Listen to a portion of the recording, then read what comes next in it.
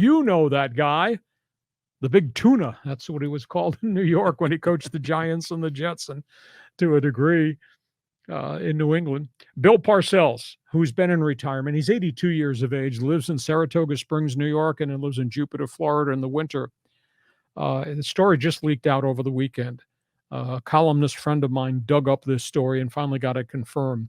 Bill Parcells, who has always loved his guys, even when he was yelling at his guys and driving them to the playoffs and the Super Bowl, he takes care of his guys. Bill Parcells, out of his own pocket, wrote checks for $4 million to 20 former New York Giant players. Wow. Who have had all types of health, personal, and financial issues. Hmm. Nobody knew about it. Story kind of leaked out via a former player who thanked Parcells. That's an amazing accomplishment. You know, you have the Players Association, and they're supposed to represent everybody, the Alumni Association. There's a lot of guys who played in the NFL that are really down on their luck.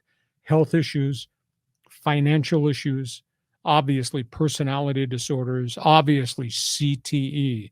And Parcells has been doing this for maybe the last 10 years, writing checks to help his guys.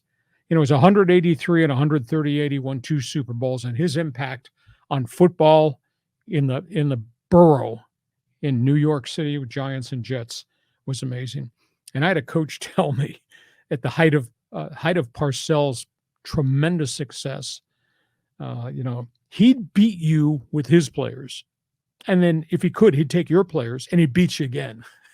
I mean, the Tuna, I dealt with him a bit and I liked him. I kind of dealt with Belichick and I got along fairly well with him. But Parcells was a dynamic guy. You talk about perfect fit personality in a certain type market.